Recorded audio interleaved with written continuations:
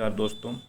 चलिए हम लोग आज सॉल्व करते हैं 2018 एग्ज़ाम जो हुए हैं एसएससी जीडी कांस्टेबल का, उसमें जो क्वेश्चंस पूछे गए हैं उसके बारे में आज हम लोग डिस्कस करते हैं। चलिए देखते हैं क्या सब क्वेश्चंस पूछे गए थे और कैसे कैसे क्वेश्चंस पूछे गए थे। तो चलिए स्टार्ट करते हैं। 25 क्वेश्चंस का सेट है इसमें, ठीक है दोस्तों। तो क्वेश्चन पहला है, चार मीनार कहाँ स्थित है? ऑप्शन है सिकंदराबाद, हैदराबाद, मुंबई या फिर पणजी। तो इसका आंसर आप सभी को पता है, ये जो चार मीनार है वो हैदराबाद में स्थित है। आगे चलते हैं हम लोग दोस्तों। अगला क्वेश्चन है कि निम्न में से कौन परिसंचरण प्रणाली का हिस्सा नहीं है? परिसंचरण प्रणाली का कौन सा ये हिस्सा नहीं है इनमें से? ऑप्शन है केशिकाएँ, धमनियाँ, बिल्ली, सिराएँ। तो इसका आंसर क्या हो जाएगा दोस्तों? आंसर हो जाएगा ऑप्शन नंबर सी, जो बिल्लियाँ हैं ये जो है परिसंचरण प्रणाली का हिस्सा नहीं होती है। अगला क्वेश्चन है, ये करंट का क्वेश्चन है, 2018 में पूछे गए थे जो, वो है सर्वश्रेष्ठ अभिनेत्री 2018 के लिए राष्ट्रीय फिल्म पुरस्कार से कैसे सम्मानित किया गया था? इसका आंसर आप लोग बता सकते हैं। ये देखिए, आलिया भट्ट है, श्रीदेवी है, दीपिका पादुकोण है या फिर कैटरीना कैफ है। तो इसका आंसर क्या हो जाएगा दोस्तों? ये श्रीदेवी को जो है 2018 में जो है सर्वश्रेष्ठ अभिनेत्री का पुरस्कार मिला था। अगला क्वेश्चन है, ये है कि सर्वश्रेष्ठ अभिनेत्री के लिए 18 का ये पता हो गया, श्रीदेवी है, ठीक है। 29वां क्वेश्चन देखते हैं दोस्तों। ये थोड़ा छोटा कर लेते हैं ताकि आपको दिखे। ये क्वेश्चन है, भारत के निम्नलिखित इस्पात संयंत्रों में से कौन सा सार्वजनिक क्षेत्र के अंतर्गत नहीं आता है? ये पूछ रहा है कि भारत में जो है निम्नलिखित इस्पात संयंत्र है, इसमें से कौन सा सार्वजनिक क्षेत्र के अंतर्गत नहीं आता है? तो ऑप्शंस हैं भिलाई इस्पात संयंत्र, राउरकेला स्टील संयंत्र या फिर दुर्गापुर स्टील संयंत्र और टिस्को स्टील संयंत्र। कौन सा आंसर हो जाएगा दोस्तों? ये टिस्को स्टील संयंत्र है, ये सार्वजनिक अंतर्गत नहीं आता, बाकी ये सब सार्वजनिक क्षेत्र के अंतर्गत आता है। अगला क्वेश्चन है,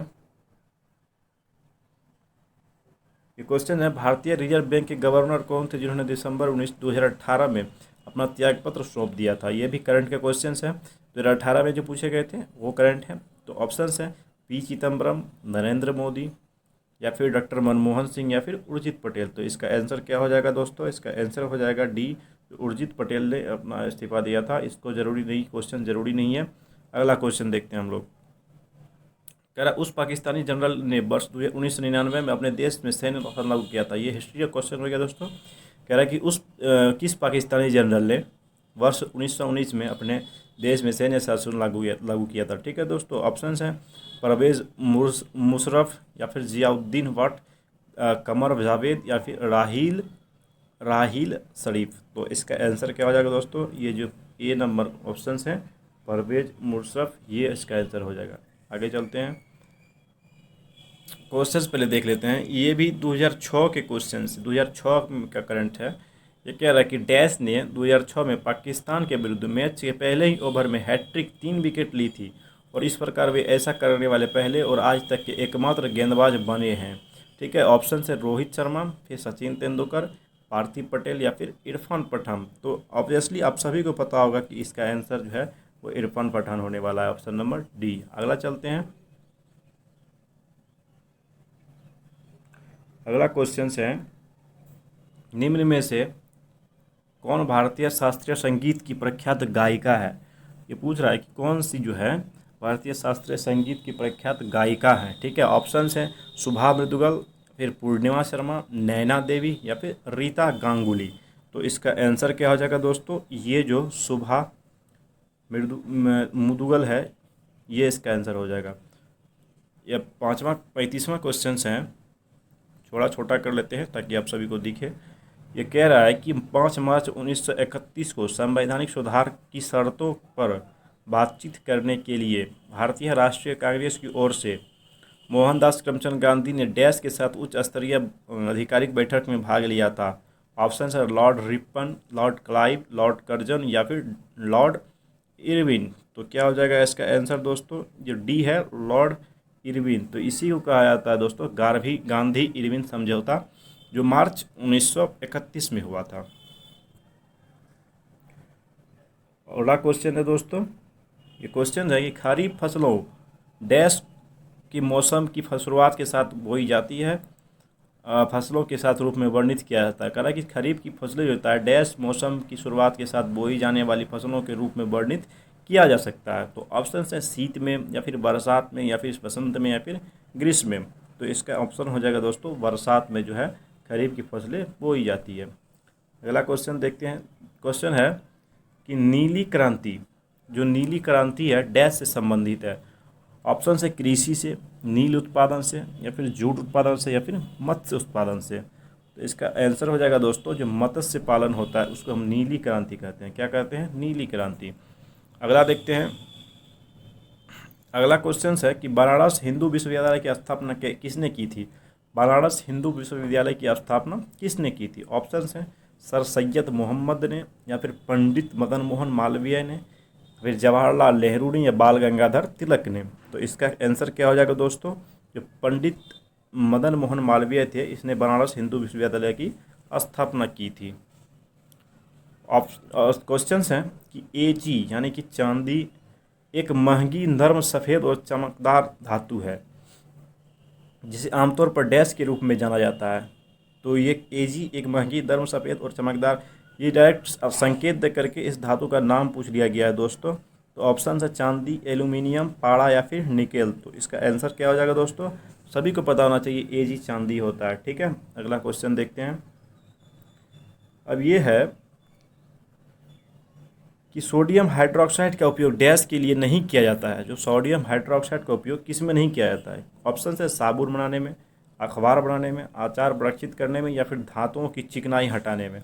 तो इसका आंसर क्या हो जाएगा दोस्तों? इसका आंसर जो हो जाएगा ये आचार बनाने में जो है सोडियम हाइड्रोक्साइड का उपयोग नहीं किया जाता है। अगला है कि यथा फरवरी 2019 को बीसीसीआई के कार्यवाहक अध्यक्ष कौन है? फिर से देखिए करंट कितना पूछे गए हैं दोस्तों, आप सभी देख सकते हैं। ये यथा फरवरी 2019 को बीसीसीआई के कार्यवाहक अध्यक्ष कौन? आंसर जो आप लोग दे सकते हैं कमेंट में करके।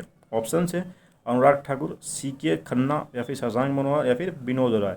तो इसका आंसर क्या हो जाएगा दोस्तों? ये जो सीके खन्ना है ये इसका आंसर हो जाएगा। अगला क्वेश्चन देखते हैं।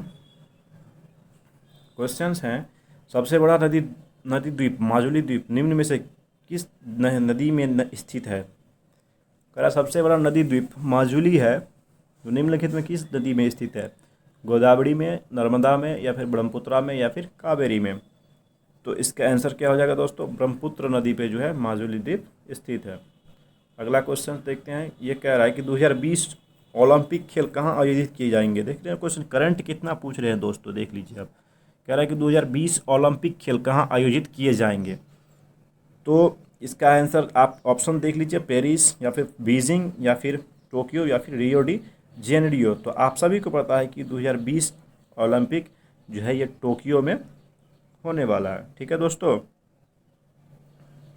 अगला देखते हैं दोस्तों। कह रहा है कि मानव शरीर की सबसे छोटी हड्डी कौन सी है?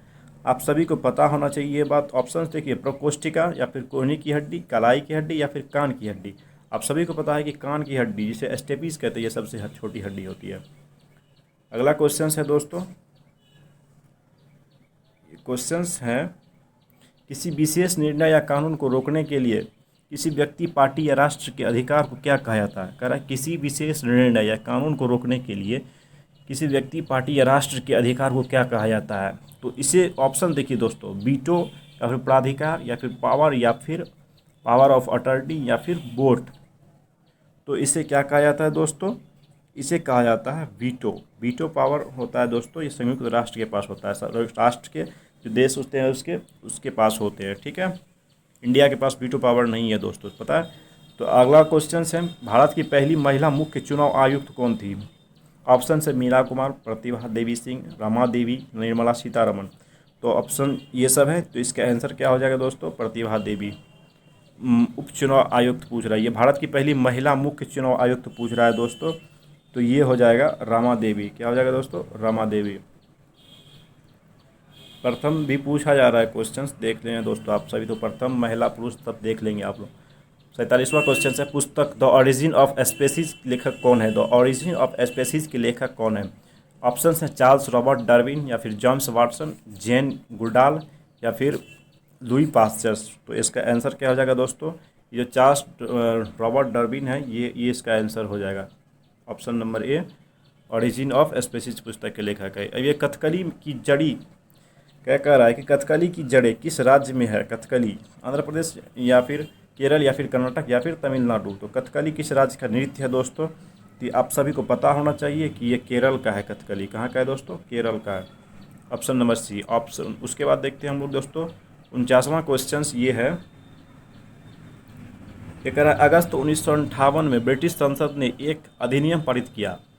1858 में ब्रिटिश संसद ने एक अधिनियम पारित किया जिसने कंपनी के शासन को समाप्त कर दिया। इस किस अधिनियम से एक्ट कहा गया?